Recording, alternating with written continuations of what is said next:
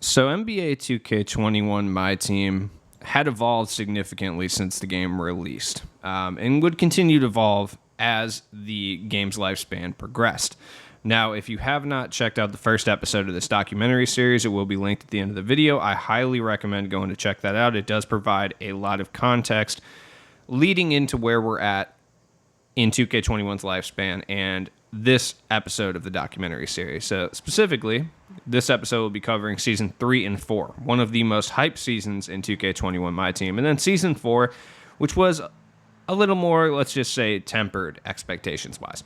Now, leading into Season 3, people were pretty hyped. I mean, Season 1 and 2 had gone pretty well. We had just got one of the best cards in the game as the level 40 reward in Blake Griffin, in addition to Stephen Curry being one of the best cards in the game when he released as well, and to be honest, still a usable card at this point in the game. So, expectations were high in regards to Season 3. It was also called Season of Giving, so that wasn't exactly helping anything. You know what I mean? People were excited just by the thought of Season of Giving. 2K giving us anything was an exciting prospect at this point.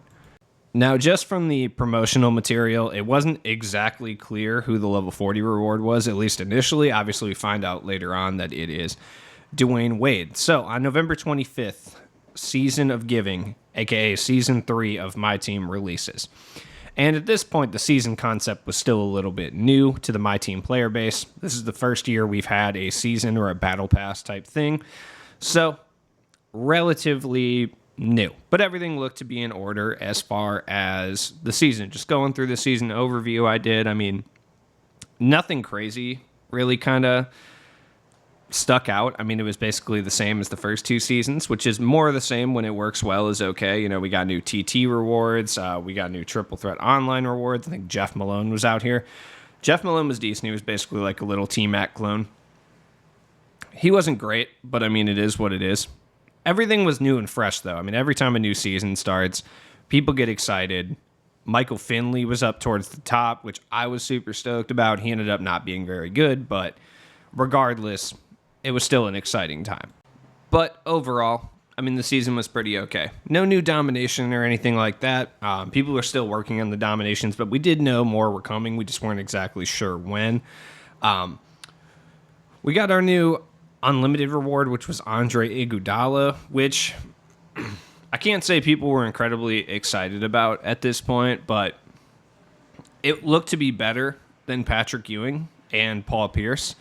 So that at least inspired some hope. Like, Andre Iguodala is typically a significantly better card than those two are in 2K, so that inspired some hope. And the limited rewards have been good up until this point. Like, Ralph Sampson wasn't great, but if you were a post player, he was incredible. Jaylen Brown was outclassed by a lot of the wings we would see in the near future, but he was still pretty decent. So, I mean, expectation of Aaron Gordon was he was going to have a slow release, but he was going to be pretty good, and similar to Pink Diamond Blake Griffin, but better. What ended up happening is he ended up not being incredibly good, but, you know, the hype was there. People were going to play these modes and get these cards because we're only in Season 3 at this point. Grinding's grinding. And then we got Daryl, Dr. Duncanstein Griffith in TTO. I would say that besides Swen Nader, he was probably the least hyped triple threat offline player. But still, it wasn't a bad time. Like, it was a good time all around. You know, spirits were high. Then we got to look at our actual Season 3 players. We got a lot of new reward players. Like, the level 40 guys weren't incredibly good. Barbosa was okay. We got like this free Season of Giving Shaq, like this little Emerald Shaq. He ended up being really important for like TTO and challenges later on, so that was cool. We got a quick exchange. Derrick Rose, he was relatively cheap. D. Brown was okay. Dennis Scott was the Spotlight Sim guy, so we got to see or not Spotlight Sims, but Spotlight Challenges. We ended up getting the Idols cards, and we ended up getting a locker code that first day that allowed you to potentially get Diamond Ja Morant, who Diamond Ja Morant was one of the most unstoppable cards during Season 3. Anybody who played current gen at that time can tell you that he was almost unstoppable in regards to contact dunks. The most annoying card to play in Season 3 was that Diamond Ja Morant. Mo Lucas was actually one of the unsung heroes of Season 3. He was an incredibly good Pink Diamond token reward player. If you had the tokens for him, He was a great defensive presence. He wasn't the greatest shooter. He was essentially like a much, much better version of like what Bob Lanier brought you in season 1. Elton Brand was absolutely not worth it in regards to the exchange. Connie Hawkins was decent. Like I said, Iguodala, Aaron Gordon, both okay. We would later see Dwayne Wade. Unfortunately, he wouldn't quite be as good as we thought. We also got Idols Durant that day, including the GOAT Rex Chapman, Serge Ibaka, even Bingo Smith was pretty good. This whole set was really good. Sabonis was actually incredibly good. He was a really great budget center. Melo was Melo. I mean, he was all right. This MJ was okay. He couldn't really shoot, though. That was kind of the problem. Which, I don't know. They should have at least given him like an 84 3-ball. I feel like people would have used him a lot more. It's not like he was a terrible card or anything. He played elite defense. He was a great rim runner, and he could shoot. He just wasn't the greatest shooter. We did get Durant. People were very, very high on Durant. They had him with Silver Steady. At this point, Next Gen had released, so we're going to see a lot of the high-tier cards start to get Steady Shooter. They already kind of did, but now we really see it because on Next Gen it was changed to Blinders. So a lot of the high tier and highly valued cards would start to have Steady at this point, and they would start to do this fluctuation between giving a high tier card Steady and then giving a high tier card not Steady. And we'd start to see that every other content released. But no joke, for those of us, I don't believe I was one of those people, but I know a lot of people were, that were lucky enough to get Ja Morant that first day. You had access to one of the most unstoppable offensive point guards for free day one. I know it sounds like I might be overreacting on Ja Morant, but those of you that played the game around Season 3, especially if you played Triple Threat offline, limited, or unlimited, and you ran into this Ja Morant, if you just hold turbo and pressed X button or whatever is the shoot button, he was absolutely unstoppable. Like, nobody had the defensive badges, at least the centers that majority of people were using did not have the defensive badges to interrupt his slithery finisher, contact finisher, relentless finisher. There's more motorcycles on my street. That's fun. None of us had the cards necessary to stop this card. Eventually, throughout the season, we would start getting cards that would be able to, A, play offense well enough that they could, handle themselves or shoot, and then B, defensively could contain guys like Ja Morant. But initially, we did not have that. We also got Rex Chapman, and Rex Chapman was the beginning of the overpowered Ruby. That's my take on it. He did have gold steady. He wasn't the greatest defender in the world, but he could get a bunch of defensive badges except clamps. But Rex Chapman had base 22, which means he made more whites than almost anyone in the game, even with steady. It basically translated to a normal release without steady. It was incredibly easy to green. Rex Chapman was ridiculous. I hype Rex Chapman a lot. I know that. But, this card was no joke. And you could get him for, 4K. For, I think, the first, hour or so after a couple gameplay videos came out and people realized how good he was. He was, 20K for a bit. But then he went down as people opened these packs, and he was really the only card that dropped from him. And he was an incredible budget card. And this was the beginning of the budget cards we would start to see later on that were cheap, that could give players an effective player. So then we got the MyTeam Festival, November 29th or 27th to 29th. Really interesting event, if I'm being honest. Now, a lot of people don't like this event. They refer to it as, 2K essentially just asking for money event by releasing old content. But the possessed Halloween packs, the fact that they were MT purchasable was a good thing. I mean, it's something that 2K really wouldn't continue to do for the rest of the year. I mean, a couple times throughout the year, they would drop purchasable super packs with MT. But this was the first time they did it, and I think it was kind of like a, hey, sorry for that whole limited time event debacle on Halloween, and that's why they did it. And these packs, I remember being relatively good. I mean, the percentages still weren't great, but it had a bunch of different players. It had all the draft guys and all the possessed guys and stuff like that, and a couple of the finals players and stuff. They were relatively good packs. They were still incredibly expensive at $17,000, and for the most part, you were still going to get rubies and amethysts, because remember, at this point, amethysts shake. And 2K also started to do this, where they would only show the diamond and up when you look at the pack preview, but it would indeed contain all the rest of the gem types, at least in regards to promos. So as you can see, Also, we got ornament balls. Ornament balls started to pop up. These things could only quick sell for one, and I'll talk about them a little bit later because I do have some clips of the ornament balls, and they are very frustrating. But these packs did only show diamond and up. Unfortunately, that wasn't the case. I mean, looks like I did get a pink diamond here. That's pretty cool. But that was very frustrating because this is the first time that 2K had really done this, because even with the other super packs, they really had shown every single card, or at least a majority of them.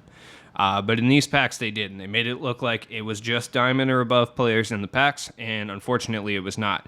And I pulled possessed LeBron James. I think I sold him for like $800K or some crazy amount at this point. But these packs were altogether not worth it. But still, at the same time, credit where credit's due. Having MT purchasable super packs during this MyTeam festival was good. I wish they would have gone and done, some more limited time events and more locker codes. But at this point, the locker codes we were getting were pretty solid. Like, overall, they were. They weren't bad locker codes at all. Cards were still incredibly expensive at this point. But this did help to lower the actual cost of a lot of these high tier cards. Not by an incredible margin or anything, but I think the week prior to this, LeBron was almost $1 million, if not over. So this at least limited it a little bit. And you can see a lot of LeBrons were up at this point. So at least these packs were hitting for some people. They were definitely hitting more than the limited time possessed packs themselves. So it was decent, is all I'm going to say. Then we actually got a Saturday update, which was pretty tight. We got Devin Booker packs. So we got our first look at how the season of giving packs were going to go. We had the lower tier LeBron, Anthony Davis, and Giannis, which nobody knew what those were going to be, which I will talk about them because they're interesting. Mo Williams, Juwan Howard, and Booker were all okay. Larry Sanders was okay, I guess. We also got token market packs, and these were a huge W. I believe 2K did these one other time, but if you spent 3 tokens, you got 3 amethysts, which was pretty cool. And then if you spent 40 tokens, you got 3 diamonds, which I believe it was DeMar DeRozan, Tony Parker, and Derek Coleman. This one was Ruby, Steph Curry, Ricky Rubio, and someone else. So they weren't the greatest players. All of them had kind of been outdated. All of them were kind of not that great at this point. But if you had tokens lying around, that was huge. And if you didn't have tokens, all these cards were basically discard value because people would open these and then go immediately sell them, and the market just crashed for these specific players. Before these packs, even Derek Coleman was up around 30, 40K. That's just how much diamonds were at this point. But this was the first time I believe I saw a diamond go for under 10K, which I know is crazy to think about because it was Season 3. But that's the case. And Derek Coleman wasn't bad. He really wasn't. Even when he came out, he wasn't great, but he wasn't terrible. He was an okay big man. He could stretch the floor a little bit. He was about as mid-tier as you could possibly get. He had a kind of a slow release. There was nothing great about Derek Coleman. But the fact that you could pick this dude up for this cheap definitely helped a lot of people. And he wasn't a bad card for offline play. Online play, he wasn't the greatest. I mean, he's definitely usable, but offline play, he was decent. And honestly, that's kind of who benefited from these packs the most, I would say, are just kind of offline guys. Just because you had access to some of these cards. Tony Parker wasn't great, but he was fast and had an okay release. He wasn't the greatest or anything.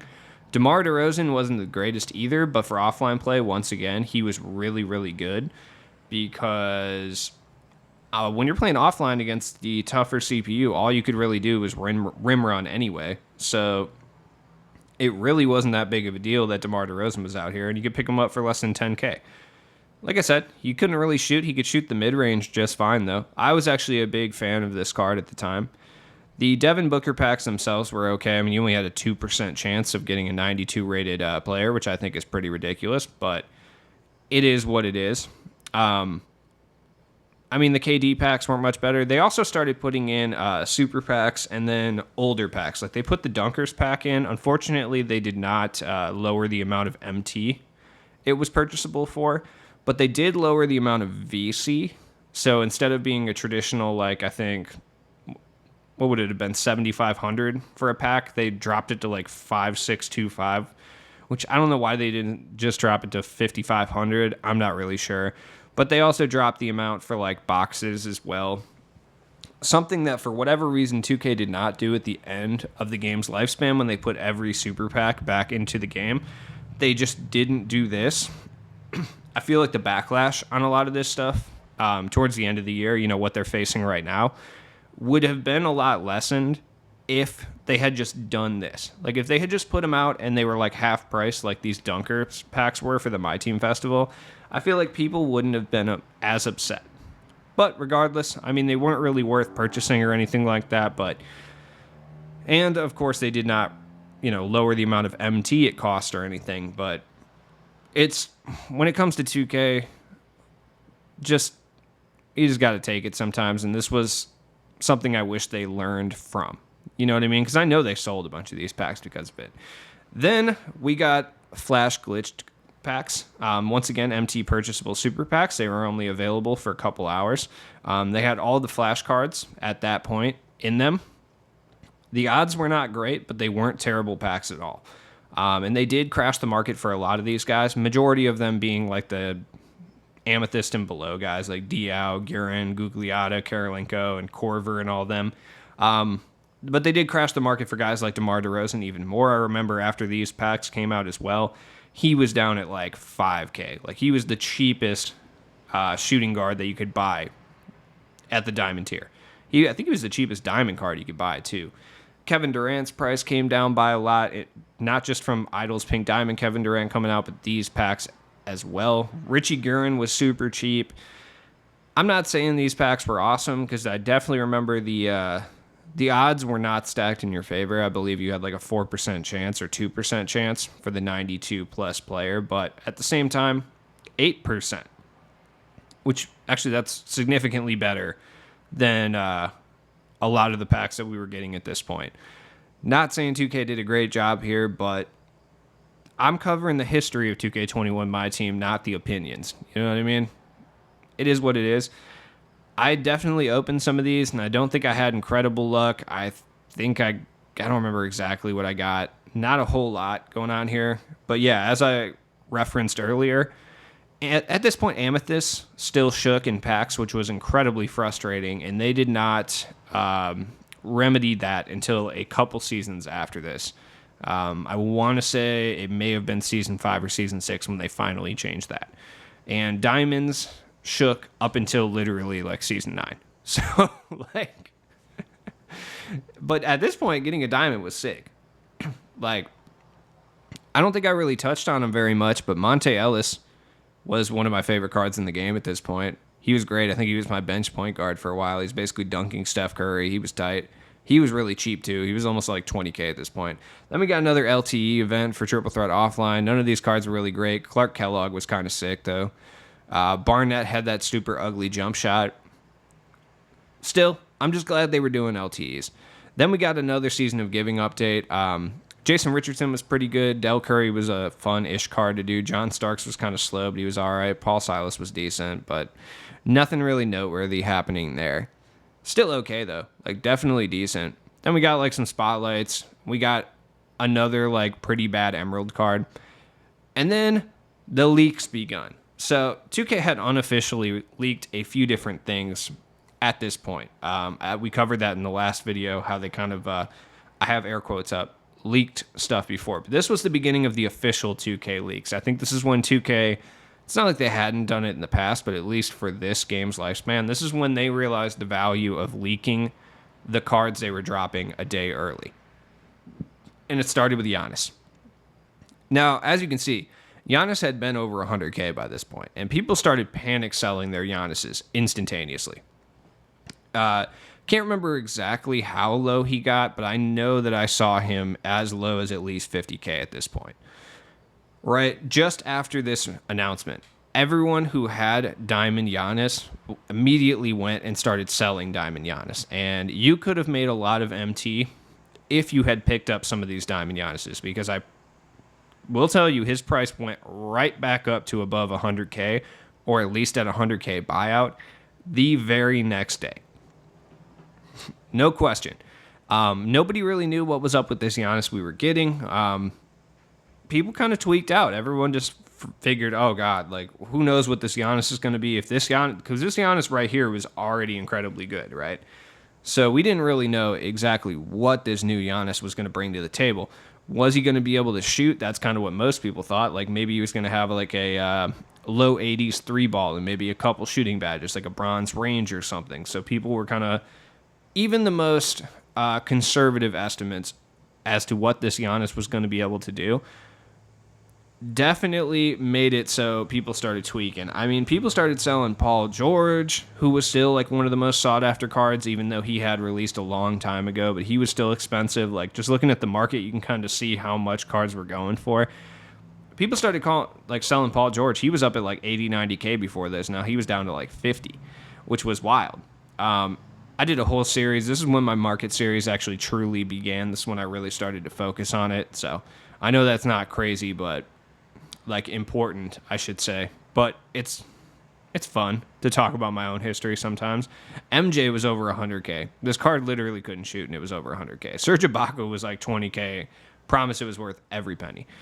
Then we finally got the update.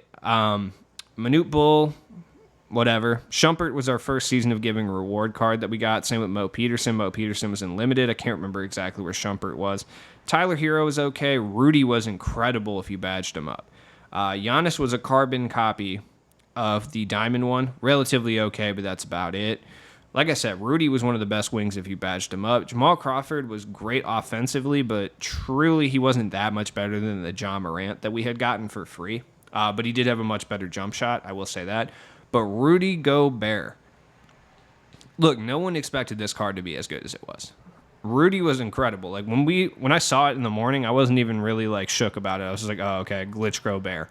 But part of me was like, okay, Glitch Duncan was really good. So how good is this Glitch Gobert?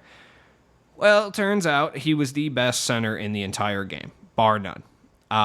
Like even now, his jump shot is relatively easy to green. I know people don't like the dark matter Rudy Gobert that we got later on, and a lot of it has to do with how many dominant centers that we had. But at this point, really you were running Blake Griffin, who was kind of a defensive liability, but he was really good at everything else, or you were running like Tim Duncan at center at this point. There's a couple other guys I'm probably forgetting. Some people were running Serge Ibaka. Look, this man couldn't dribble at all, but Blake Griffin was the guy you had for that. But I ran him at power forward, and I ran Gobert at center because Gobert was such a defensive monster. He was realistically the only card that could at least semi-consistently stop rim running at this point of the game's lifespan. I'm not even kidding. I mean, most people were running 5-out anyway and just doing kickouts because, we had full rosters of guys who could shoot at this point. But Gobert was incredibly important because it allowed you to bring in a defensive specialist that could also stroke threes, and that was huge. Then we got the Walter Davis update, Season of Giving. Walter Davis was just a much better T-Mac. He had Hall of Fame showtime, so he boomed on everybody. He could shoot pretty decent. He had that Trey Burke release. Wasn't the greatest shooter, but he could still get it done, obviously. He handled the ball, dunked, played defense. Bam Adebayo was a good defensive center. He could hit it a little bit, too.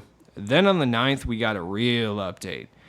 So we got Wayne Embry in Triple Threat. Everyone I know played hundreds of games to get Wayne Embry. I still never got him. Dirk was whatever. I think this was the card that really made them determined to change his jump shot later on, which we'll talk about when that comes out. Wayne Embry was incredible. I think he does get a little bit overhyped. I personally don't think he was really that much better than Blake Griffin. And at least at the center position, I still preferred to run Gobert. But for a certain play style, Wayne Embry was incredible because of how fast he was and his ability to shoot. He had a 7'3" wingspan too. But we got two of the best budget cards in the game that would carry budget teams for a long period of time, and that is Eddie Jones, who Eddie Jones was just the perfect card. He was relatively inexpensive to buy. We really saw the power of Jump Shot 31, which would later come into effect with guys like Moses Malone and a few other cards, but Eddie Jones was great. He was not a dribble god. He was essentially just a pure 3-and-D guy. He could attack the rim a little bit too, but you weren't out here Curry sliding with him and doing all this crazy stuff. Like Eddie Curry had a very fast jump shot, even over here on normal timing, because this jump shot is on normal timing. It's not even on quick.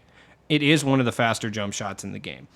Now, there were some issues with this card that I feel like people kind of neglect to talk about. He had an incredibly high arc on his jump shot, so he didn't make a lot of whites. Especially important next gen at this point, or next gen, sorry, on current gen at this point, because on current gen, pretty much whoever made the most whites was going to win the game at this point. You know what I mean? That's how current gen played. It was just rim running and whites. Pretty much anytime you were open, it was almost a guaranteed cash if you were using the right cards. Now, Eddie Jones had a big green window. That's the other thing, too.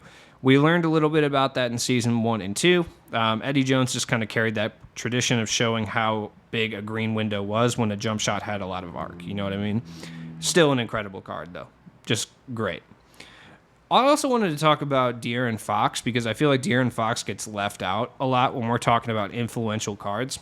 And De'Aaron Fox had Hall of Fame quick first step with 97 speed. He wasn't a great shooter, so you'll get a lot of content creators that don't reference De'Aaron Fox because he wasn't a great shooter.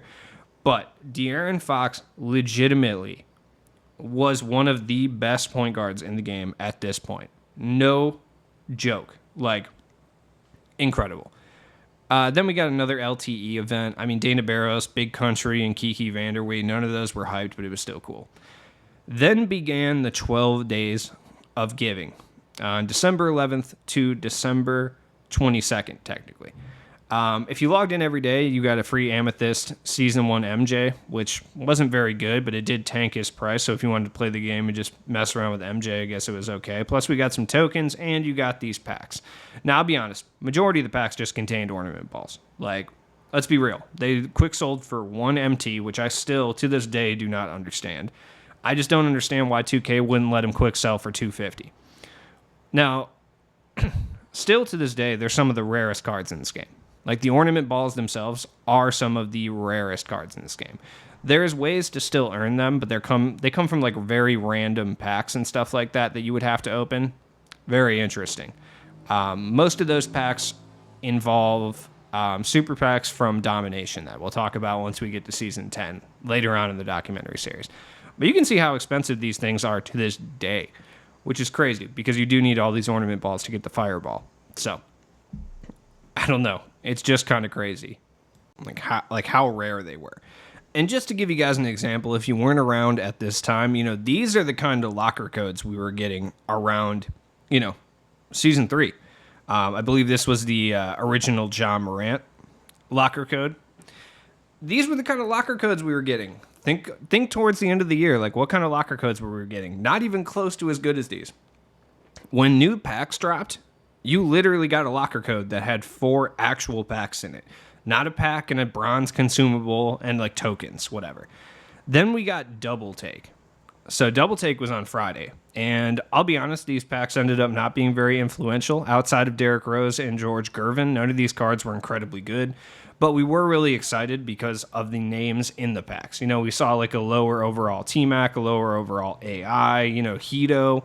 Derrick Rose ended up being bar none the only card that had any longevity, you know, in these packs. Though we would see kind of a resurgence of Dwight Howard later on when post-play became a little bit more viable. Hakeem was good. Sean Kemp was good. George Gervin was George Gervin was legitimately one of the best wings in this game. Like, I'm not even kidding. He was. Though he cost like an astronomical amount to lock in for. Then on the 13th, we got Jason Williams, Season of Giving packs. These were easily the worst. People were excited about Ruby Bull. He ended up not being very good.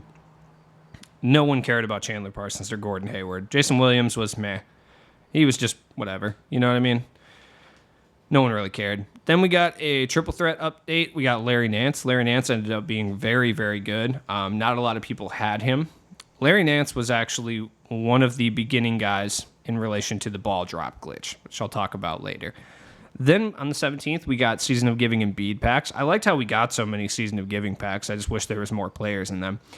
Joel Embiid was one of the best centers in the game, but nobody opened these packs, so nobody really knew that. Cliff Hagan was great on next gen, terrible on current gen. At this point in next gen, you could literally shoot from half court if you had guys with Hall of Fame range, so Cliff Hagan was very important.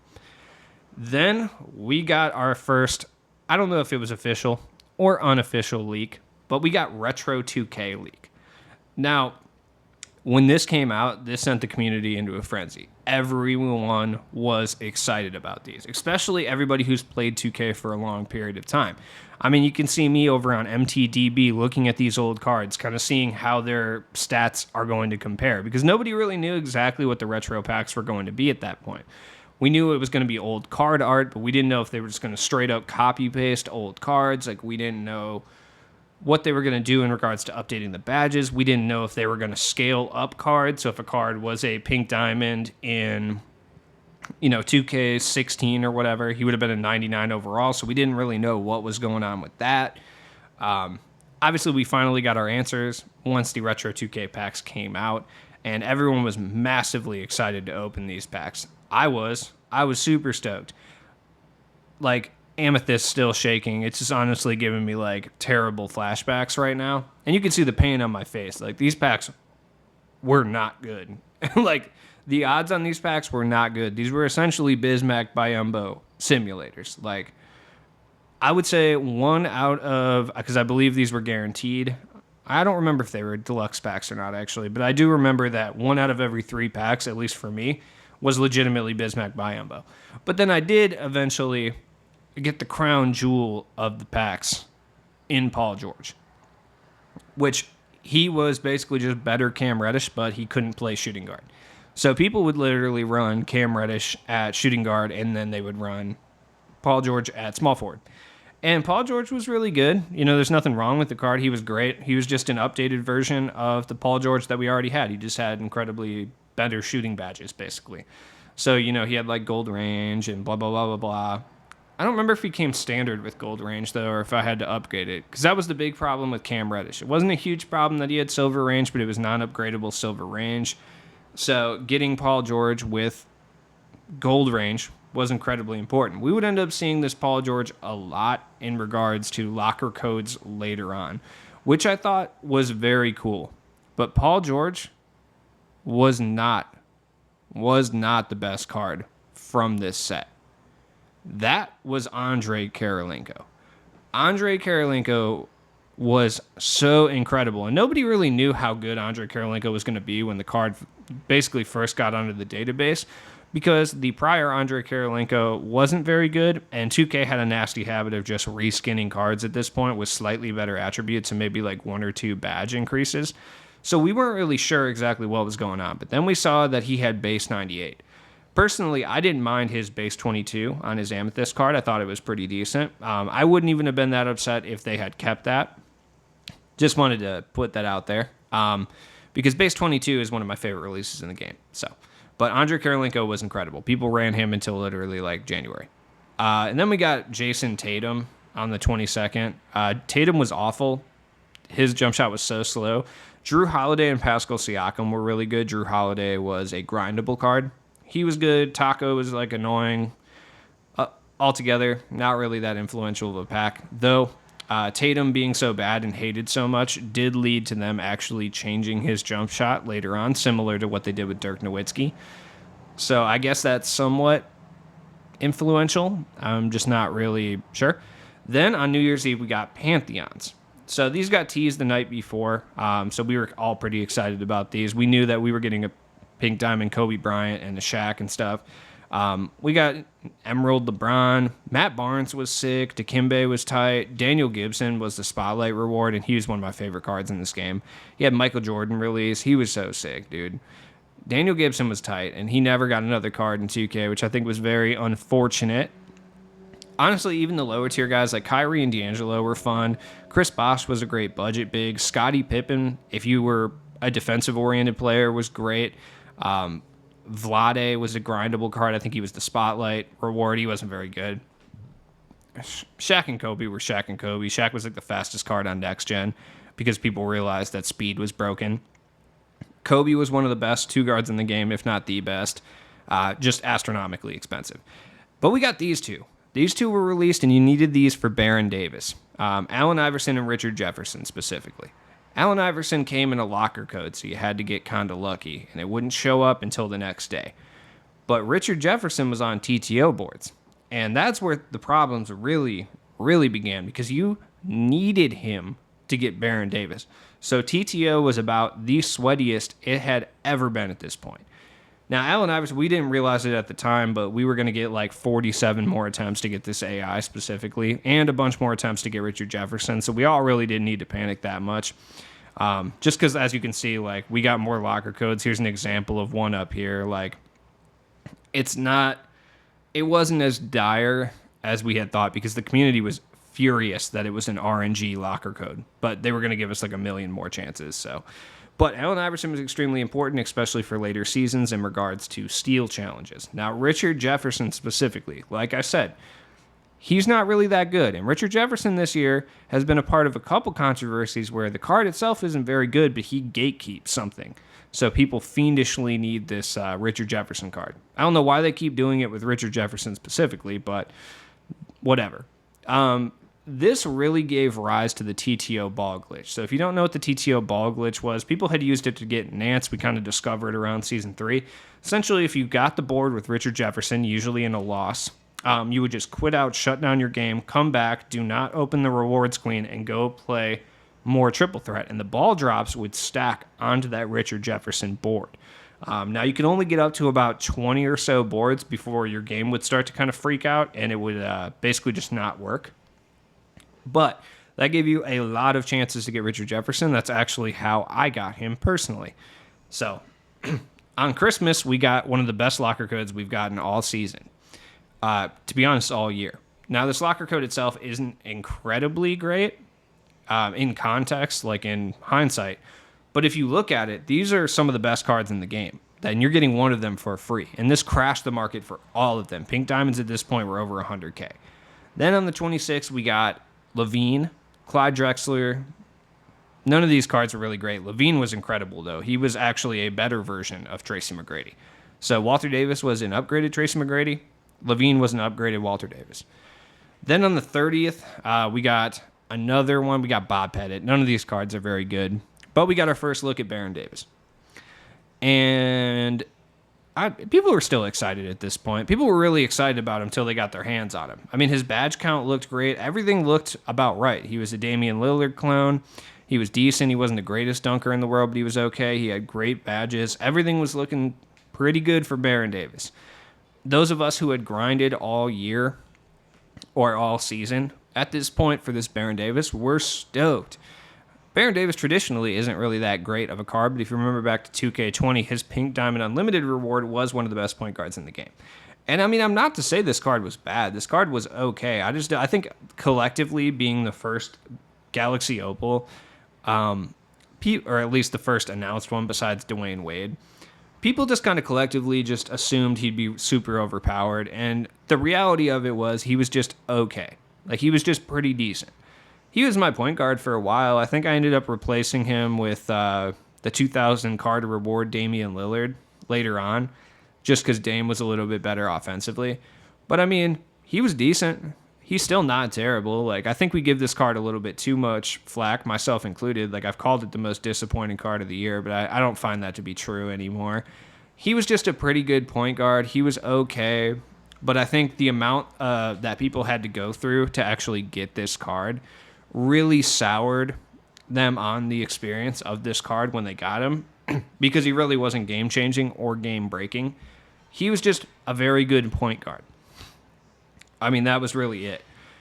He was fun, though. He had that Damian Lillard release, you know. They usually don't really do Damian Lillard's release very well, so, I mean, the fact that it was semi-usable at this point was pretty good.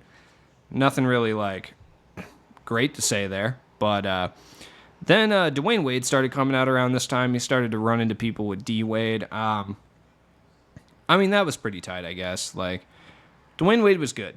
He definitely was good. I know people were outraged that he didn't have Showtime dunks because Showtime at this point was the meta.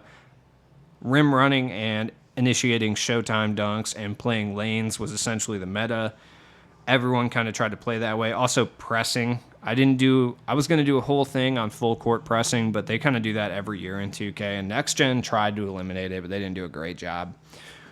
Dwayne Wade was pretty good. I personally thought his release was a little slow comparatively. On Next Gen, it's not bad, but on current gen, I felt like his release was faster, obviously, than on Next Gen, and it was very inconsistent. I don't know. That's just my thoughts on Dwayne Wade, but Dwayne Wade was good.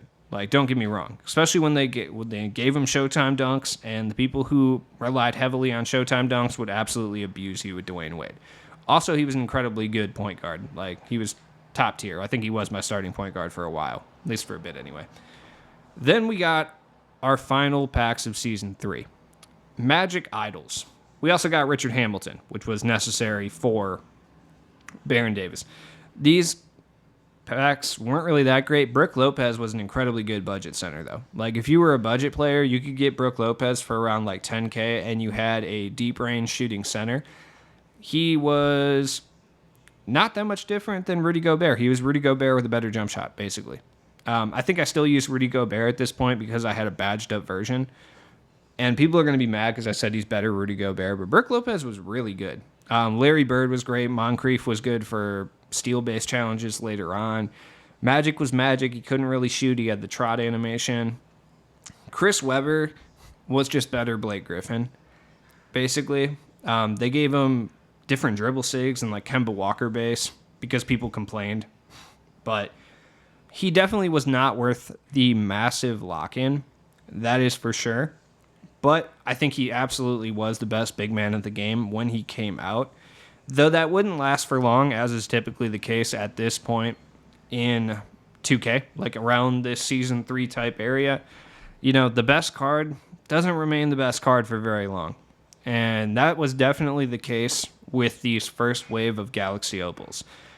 Pro tip for any other time you're playing 2K, never get the first Galaxy Opals. Then we got our final Season of Giving cards. Jerry Lucas was decent, but he had like the most horrendous lateral quickness, which made him kind of unusable. But he had like a decent jump shot and stuff. Jerry Lucas was actually pretty decent. He had Ray Allen base, release 71 upper. If he just could play a little bit better defense, I think he would have been like a very influential and a very hyped and used card. But I think they really did him dirty with that. Wilt Chamberlain also dropped for those of you who collected every single pink diamond, which, by the way, that locker code did make it a lot easier and a lot cheaper to collect all the pink diamonds. So instead of Wilt being like 1.5 million MT, to collect him, it probably went down to like 800K, which is still a lot, do not get me wrong, but a little more manageable. A lot of revisionist history on here, but Wilt was pretty good. He just wasn't good for very long.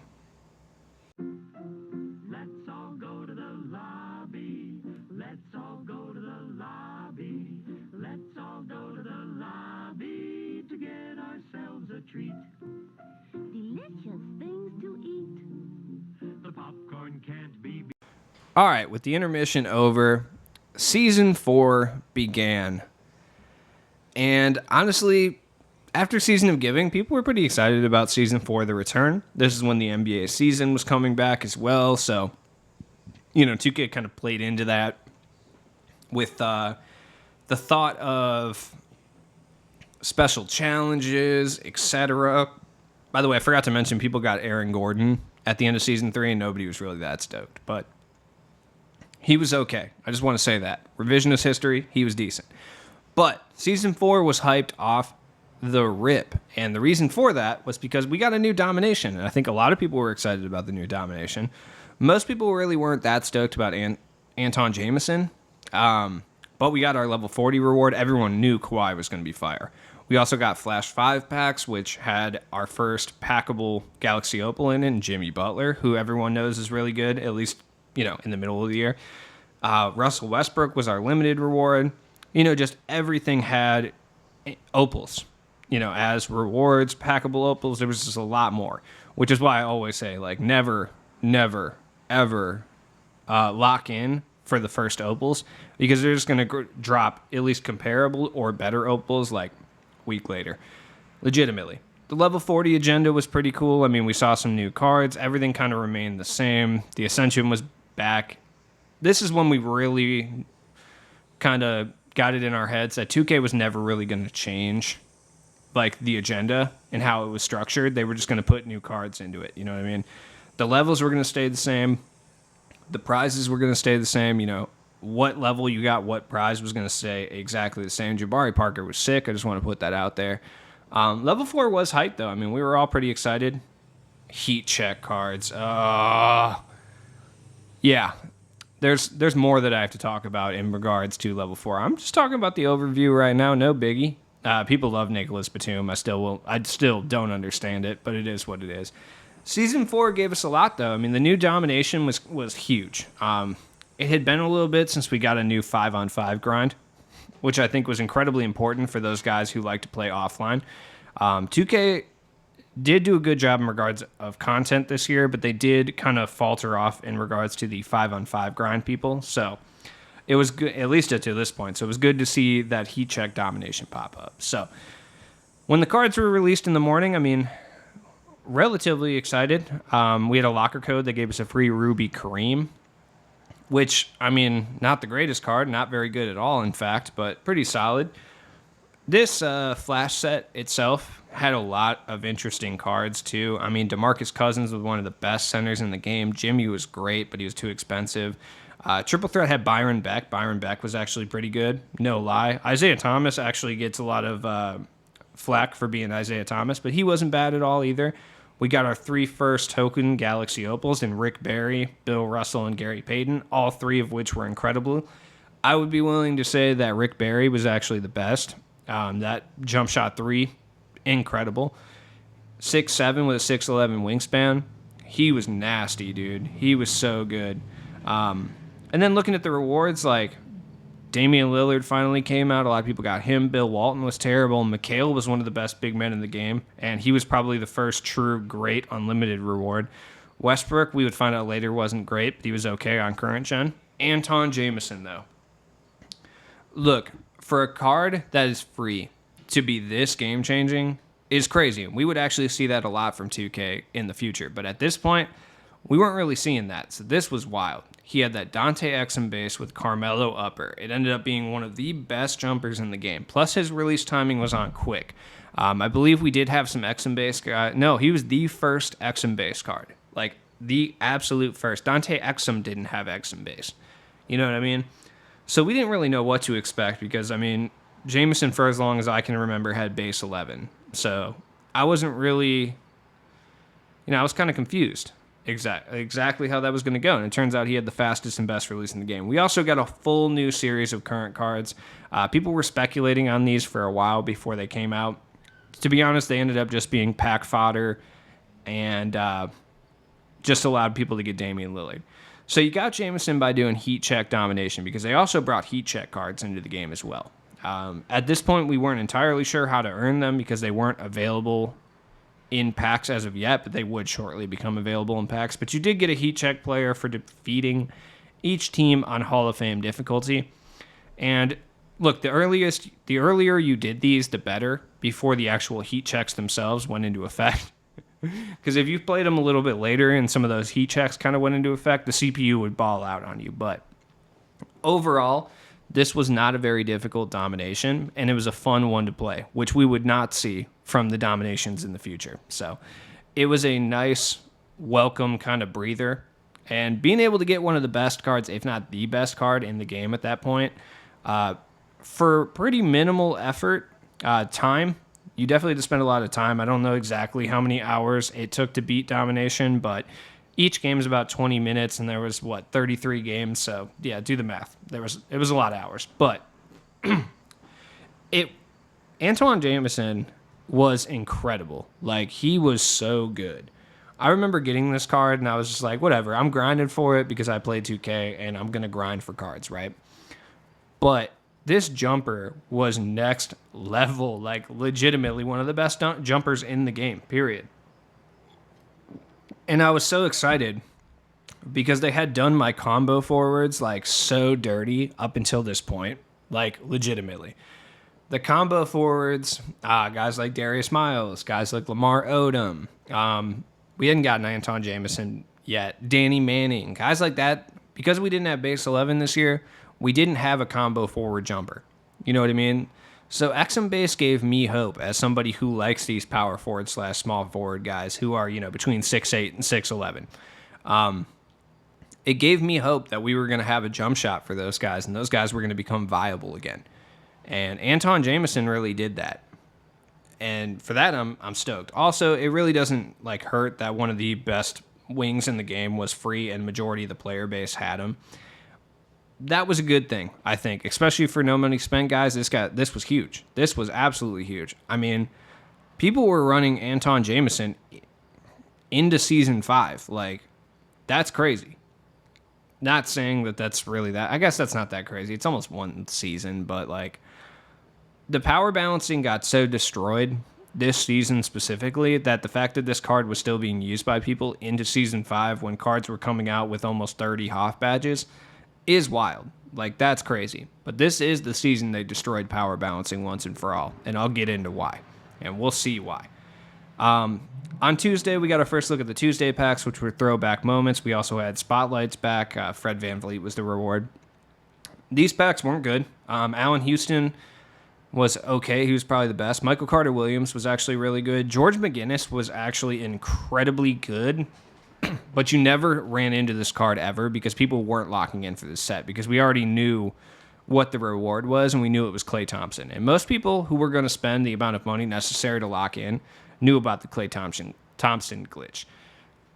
Then we got moments. So we saw moments come out, and I'll be honest, I was underwhelmed compared to last year because last year when we got moments cards, we would get like sets of 6-7 moments, possibly more at a time with a lock-in reward. And this year we didn't get any of that. We just got one Luka, we got Nickeil Alexander-Walker and Jonas Valanciunas, who was a free card and pretty decent one at that. Luka still had a horrendous set shot 4 jump shot at this point. So then we got a tease on Friday, so people weren't sure if it was real, but we did end up getting the Anthony Davis Idols packs. Remember how I said they were going to blow power balancing all out of the water? Yeah, they did this with this set completely. This is the one that really started off. AD was bar none the best big man in the game. Danny Granger was literally the best wing in the game. I don't care what anyone says. He was, if not the best wing in the game, one of the best wings in the game. He was better than Kobe. He was better than Pink Diamond Kobe 100%. I mean, he was massive. He had base 29. He wasn't the greatest rim runner, but he was all right. And also, people sleep on Oscar Robertson. Oscar Robertson was an incredibly good center as well. But AD was a center that came standard with gold flexible, gold range. He could handle the ball. He had hot zones everywhere. He was big. He played defense. He was bar none the best center in the game for a long period of time. Like, no joke. And Oscar was not a joke either. Like 6'5", so he had the size to play point guard. And at this point, we hadn't seen a bunch of big point guards. He had gold range. He had pretty much every badge. 37 golds, 14 Hoffs. Like, this whole set was crazy. Terrence Ross was actually really good because he was like a budget card. He got drawn so much that he was only like 7K. But AD was the star of this set. In certain people's minds, like myself included, Danny Granger was the guy. I definitely liked Danny Granger a lot, and I used him for a long period of time. Him and Anton Jameson held down my starting lineup for a while. I played Danny Granger at the 2 guard, and I played Anton at the small forward. I also had Blake Griffin still. I was literally, at this point, still using Blake Griffin, I believe. That's how good Blake Griffin was. I'm in season 4. I'm still rocking Blake Griffin. So he was good. I also had Oscar Robertson, and I had Anthony Davis. That was my starting lineup. Big O, Danny Granger, Jameson, Blake Griffin still, and Anthony Davis. And I think Rudy Gobert would come in occasionally, and Anthony Davis would switch over to the power forward, but whatever. Anthony Davis changed the game, though. Remember how I said Blake Griffin could do everything? Anthony Davis could do everything just better. You know what I mean? He had a better jumper. Well, I prefer Blake Griffin base, but Anthony Davis's was on quick, so it was a little bit better. He played significantly better defense, blocked shots, and he handled the rock a little bit better. This card was stupid. Like, this card shouldn't have been out. Then, the day after, we actually got an update on Luka Doncic's jump shot. So they actually went back and changed not only the Diamond Moments Luka, but the Pink Diamond Draft Luka, and changed it to what was considered at the time the best release in the game on current gen, which was base 29, the same release that Danny Granger had.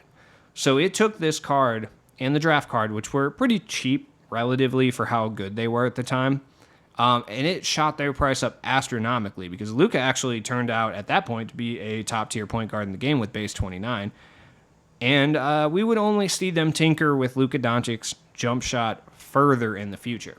This Luka wasn't great. He was pretty outdated at this point, but a lot of people did purchase this Luka, and his price definitely went up I made a pretty good amount of MT because I kind of figured they were going to change Luka's jump shot based on the outcry, so I actually saved the one I packed. Then on Tuesday, we got another set of throwback moments. Throwback moments were cool, but they weren't that great. Junior Bridgman, once again, was really good. If you want an example of what the card was like, think of the out of position Wes Unseld that came later. That was basically Junior Bridgman. Same jump shot, same SIGs, and everything. If you put a few shooting badges on him, you had yourself a top-tier shooting guard in this game. Ben Gordon was one of the best point guards in the game and was like 200, 300K at this point. He was a monster. TJ Warren, BJ Armstrong, Brad Doherty. Urson was a pretty good Ruby, but nothing crazy. But then it happened. Terry Dischinger. Look, the triple threat Armageddon had already kind of begun with Wayne Embry. People were fiendishly playing triple threat for Wayne Embry. But it was nothing compared to what we saw with Terry Dischinger. When this card got announced and dropped on the databases, no one really batted an eye at first until they clicked on the card. And they saw, oh no, he has Hall of Fame flexible, Hall of Fame range, Intimidator. He's 6'7" with a 7'3" wingspan. He has Rudy base, 30 gold badges, 17 hops, and he can play the 2 guard. Everyone knew right then and there this card was going to be one of the best, if not the best card in the game. And no one was wrong. This card was so aggressively overpowered, it was insane. Like, that is not a joke. This is one of the most overpowered cards in the game. The only cards I can say for certain that were more overpowered when they came out are Allen Houston and Mitch Richmond with the week 1 shooting patch. Like, literally. If you had Terry Dischinger at this juncture of the game, you had a very good chance to win, let's just say. I mean, if you're coming across like a 250K top talent or something of that nature, yeah, I mean, they could still take you down. I will say this, though. Like, Terry was incredibly good, but Danny Granger wasn't that much worse. And I just want to point that out. But everybody started playing TTO. I mean, I saw people that were thousands of games by the end of this season into TTO and still didn't get Terry Dischinger. This is when people realized how truly bad the RNG was in this game. This was the card that broke it. People kind of had a suspicion that the RNG was bad with Wayne Embry, but it was early game, so the odds of getting anything are bad in the early game. Terry Dischinger, I mean, people wanted this card so bad, he took on like mythical status at that point. People played, when I say that people have played 1,000 games and not gotten Terry Dischinger, I'm not kidding. Go on Twitter. I almost said tweeter. Just look through the threads from this time, from, early February, about Terry Dischinger. There's people played 500, 600, 700, 800, and they ended up giving a double vault events, by the way, at this point, and people were still not getting them. Crazy. So then we got Inferno packs leaked. These were interesting. Nobody really thought these were real. First off, we saw point guard Ben Simmons. That was not good. Tracy McGrady, LeBron James. These really killed power balancing. We got a Diamond J.R. Smith, who was basically just the Pink Diamond one from 2 seasons ago. Kristaps, these packs broke the market. In addition to Terry Dischinger and people tweaking about that, then we get these. And these packs were some of the best packs of all of 2K21, bar none, no question, right? These are some of the most, Ronnie Brewer was sick. Festus Ezeli was not that bad. Jarrett Jack was tight. Mike Miller was actually pretty decent. He was basically the clone of the Halloween TTO event one, but whatever. Aaron Afalo and Michael Porter Jr. were great budget options. MPJ was nasty if you put clamps on him. Ayton and J.R. Smith were pretty good. J.R. Smith was the exact same as the Pink Diamond that cost 1.5 million MT a couple seasons ago. So, another thing, don't ever lock in for those cards, because if you really want them, 2K will put them in packs later on, don't worry. Porzingis and Ben Simmons were good. Now, thankfully, Ben Simmons couldn't shoot yet. John Havlicek. Look, at first, no one really thought about John Havlicek as the reward. They're just like, yeah, whatever. Havlicek has literally never been good in 2K. It's fine. Who cares? Yeah. About that. That was the first card with base 98 on quick. And we learned real quick that John Havlicek did not play around. Obviously, everybody wanted Tracy McGrady and LeBron. On current gen, LeBron still couldn't shoot from the corners, so that was kind of an issue. But everyone wanted T-Mac and LeBron, and those cards would be two of the most expensive cards in the game. And their price would only go up. And the reason for that is because people started to lock in for Hondo. And obviously, he got his nickname at that point. And people realized how overpowered that card was. He literally did not miss. These packs were basically Aaron Afalo simulators. If you weren't drawing Aaron Afalo, you were drawing Jarrett Jack every single pack. I'm being dead serious. The amount of Aaron Afalos and Jarrett Jacks that were drawn from these packs were incredible. These packs, it had happened before in regards to error codes during the middle of pack openings, but these packs specifically crashed the market so hard. Like, so many people were on to open these packs that it took me just me, it took me like 4 hours just to get through like the pack opening I was trying to get through, because I got error coded so many times. And honestly, we didn't see as many error codes after next gen came out because it split the player base a little bit, but as you can see, don't worry, the error codes were not gone, and it would get a lot worse in the future, which we will talk about. Like, just error code, just straight frozen. Doesn't even want to let me progress. It's just like, nah. And I haven't got sent to the main menu yet, but this is when we noticed that the only time you really got error coded and sent back to the main menu is when you tried to quick sell players after you open packs. It's really the only time, not the only time, but it's when it's the absolute worst. When you try to quick sell players, that's when 2K completely breaks and you just get kicked out. Now, thankfully, you didn't lose any of those players, which I think is pretty tight. That's about the nicest thing I can say in regards to 2K servers this year, is at least you didn't lose a bunch of your players, but I'm sure people did all the time because 2K just didn't work at this point, and it was very frustrating for pretty much everyone involved. And look, like, with a normal company, you'd see stuff like this that happens in like the first quarter, maybe first half of your game. And as a live service experience, especially only a yearly one at that, but at least like somewhat of a live service experience, you know, you'd think a company would go back and like do something to fix that. 2K, on the other hand, never addressed the server issues. I mean, they never do, but it was especially evident this year because I don't remember this happening really at all in 2K20. And I open packs upon release all the time. You know what I mean? I was always opening up packs, you know, the minute they released. And I never remember servers being this bad. And I have to assume a lot of that has to do with 2K splitting their dev team into next gen and current gen instead of just having one single experience. But anyways, back to the cards themselves. LeBron was good. If you were on next gen, he could shoot from the corners. If you weren't, he could not shoot corner threes, so he'd always step over the line, which is the thing that happens with LeBron and Carmelo specifically. Pretty much anyone with LeBron James base or Carmelo Anthony base cannot shoot from the corners, at least corner threes, because they will step over the line every single time, and it has been happening for years in 2K, and 2K will not address it. Super dumb.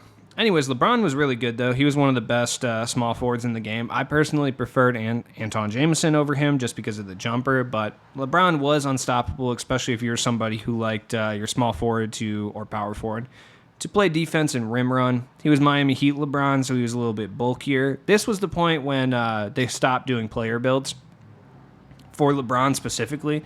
Every LeBron that came out after this point had the same player build. Tracy McGrady was great. He was a top tier shooting guard in this game. I'm a huge T-Mac fan, so obviously I'm stoked on him.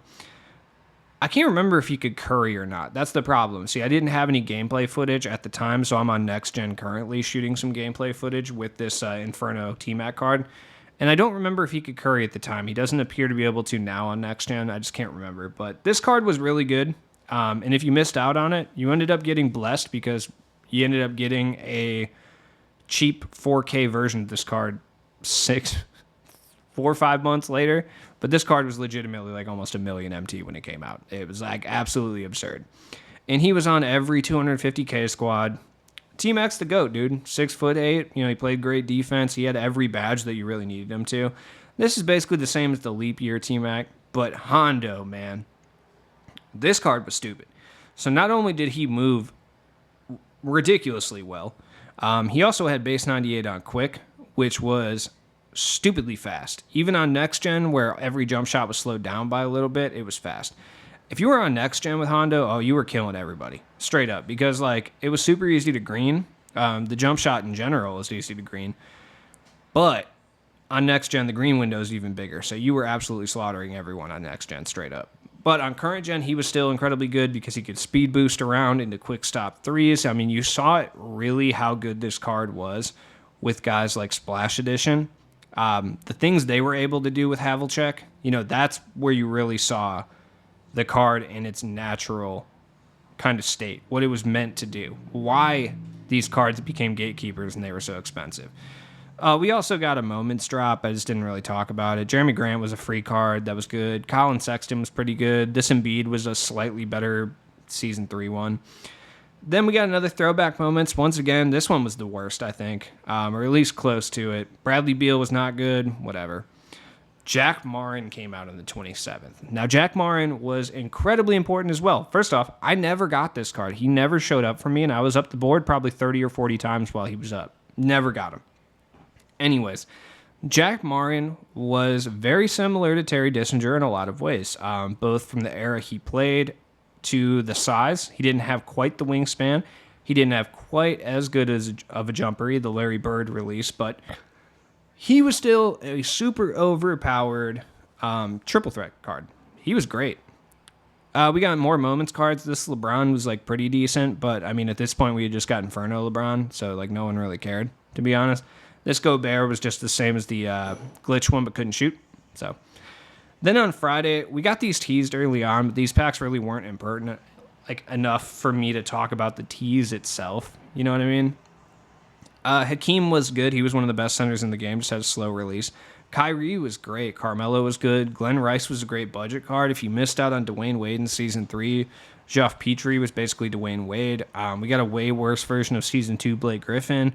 Brian Russell and Dino Raja, I would say, were the two cards with the most longevity due to MyTeam Limited. Brian Russell was great 3-and-D card. He was basically a Scottie Pippen clone, but slightly better than the Pantheon one. And Dino, 51 gold badges, 1 Hoff badge. He basically had almost every badge in the game. He gave you a budget center that could do it all. Here's why people say don't lock in for the opals. Because Dino Raja came out as an amethyst and was truly almost better. He was better. He was better than Galaxy Opal Will Chamberlain. Like, Dino was stupid. He could do it all. He could handle the rock. Now, was he as controversial opinion? I personally think this glitch Dino, like when we're talking about in-game space, was better than the Pink Diamond Dino that really like set the Dino hype off in 2K20. Because this Dino was stupid. At the time, being an amethyst and being able to do these things, if you had this Dino and you had amethyst-based challenges come up, especially in Limited, I mean, he was my backup center on my main squad. Like, I had starting Opal AD. I had great cards at this point. I had pretty much the best cards in the game. And my bench center was Dino. I had enough MT to get Hakeem if I wanted to. I preferred Dino. Then on the 2nd of February, we got another throwback moment set. Brad Davis was sick, by the way. He was the spotlight. I forgot to talk about Wally Zerbiak. Wally Zerbiak was a free card that had Hall of Fame range and Hall of Fame clamps. He was great. But we got our first look at the updated Kawhi. Now, honestly, even when he came out, he was going to be good. It really didn't matter. Kawhi's Kawhi. Like, we knew he had Ray Allen base. He was going to be sick. Marc Gasol was basically a cheaper Hakeem. He was actually pretty good. Rudy Tomjanovich wasn't bad either. But Kawhi Leonard was the card. This is when people started getting Kawhi. And Kawhi was ridiculous. People were still using Kawhi as late as like Season 6 and 7. Like, I'm not an exaggeration. People were still using Kawhi until we got new Kawhi cards. Kawhi was that good. Especially on Next Gen, he had Hall of Fame blinders, which people were kind of mad about on current because they thought that was really going to hinder him on current, but it really didn't. Because he had that Ray Allen base, it basically neutralized it. Kawhi was the best defensive wing in the game, for sure, and he was one of the best spot-up shooting wings in the game with that Ray Allen base. Then on the third, Fred VanVleet moments. I didn't really touch on this this season, so I did want to touch on this a little bit, and I specifically picked the Fred VanVleet one because the moments cards weren't in the league packs like they were in the previous few years. They actually put them in heat check packs, which were more expensive, and they would only drop a few moments at a time, which I thought was awful. Because in the past, you'd get a full range of like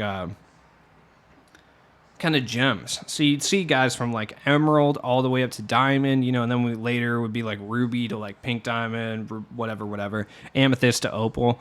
We didn't see that this year. They would basically just take 3 pink diamonds and just throw them in the throwback moments packs with like a 4% chance to pull any of them. I didn't want to touch on that. It was awful. Most of the time you would just get these heat check cards, made them all super cheap and super worthless. Then on the 5th, we got Retro 2. People were really excited about Retro 2. I mean, I was. I actually predicted a decent amount of these cards. I think Bamba, Lonzo, Steph Curry were the ones I predicted. I just want to point that out. That was cool. I felt cool doing that. Bamba was really good. Bongo was solid. Kobe, if you badged him out a little bit, was great. Scalabrini was an incredible budget card.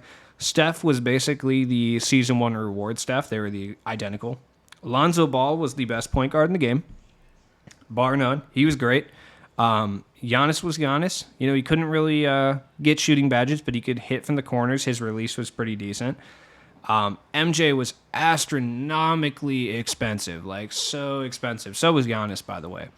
And this card was good. Like, don't get me wrong. He could get some shooting badges. Once you badged him up with like tireless and volume shooter and stuff, he just didn't have like flexible. So you kind of had to green with this card. But bar none, the best rebounding and defensive card in the game. Anybody who ran him at this point in time had a massive advantage in those regards. So definitely worth noting. MJ was definitely hyped, but he ended up not being really that great. I personally don't think he was better than T-Mac. Like, his badge count is even lower than like Tracy McGrady and them. So it's that was kind of weird to me. But I don't really think that he definitely wasn't better than Dischinger. I personally don't think he was that much better than Danny Granger. He definitely wasn't better than T-Mac, and I feel like there's another guy, Kawhi. He definitely wasn't better than Kawhi. But most people played Kawhi at small forward anyway. MJ was solid, though. I mean, in the right hands, he was a good card. He could dribble. He could move around really well. That was something he had an advantage over some of those other guys with, was his ability to curry slide and his ability to move really well. He also has some of the best steal animations in the game, if you guys know about Michael Jordan's steal animations. His dunk animations are always really good, too. They're very difficult to block. Something that doesn't get talked about with Jordan cards a lot, because typically they're not really that meta-defining in 2K. But his dunk animations are very like 1980s, meaning they're incredibly difficult to block. He's not going to do crazy dunks in TTO, which is nice. Then we got the final 250K qualifier on the 6th of February. Honestly, compared to the other ones, it went super smooth. It still had error codes. It still had issues. I participated. I actually won a few games. I was whatever. I'm not considered like a comp player or anything. I don't really care very much, but it was nice. I did match up with a guy by the name of, his name was Brian43. He had already qualified and was looking to improve his seeding, and I was actually going to quit out, but I decided not to because he sent me a message that said, "Quit out, man." So I started devilishly laughing and said, "Okay, bro, if you want me to quit out, I'm going to play the rest of this game. Like, I don't care that I'm losing by 19. I'm going to keep it going, dude. It doesn't matter." So I decided just to play the rest of this game, just to be real toxic at this point. So I just wanted to point that out. Qualifiers were locked. I'll talk about it more next episode. Then we got our final. Was this the final? No, I think there was one more throwback moment. Stockton was okay. Jack Sikma was decent. LaMarcus Aldridge, whatever. Then we had easily the best moments drop, I think, ever, actually. This is the best one. Zach LaVine was incredible. He was basically as good as Tracy McGrady. Chris Boucher was wildly underrated. One of the best big men in the game. Kenrich Williams, great free card. Then on Friday, we got Chinese New Year. I was super excited for these packs, but they weren't that good. Kyle Anderson might actually have had the most longevity out of any of these cards in this pack, which is wild. Yi was good if you put badges on him. I think he was my bench small or power forward for a while. Sullinger was okay. Jeremy Lin and Yao Ming were terrible. Kenyon Martin was decent if you evoed him. Dwayne Wade was basically level 30 or season 3 Dwayne Wade. Then we got this on the 14th. We actually got Kevin Love in a free locker code. And I think this is one of the coolest locker codes 2K actually gave out this year, which is why I wanted to talk about it.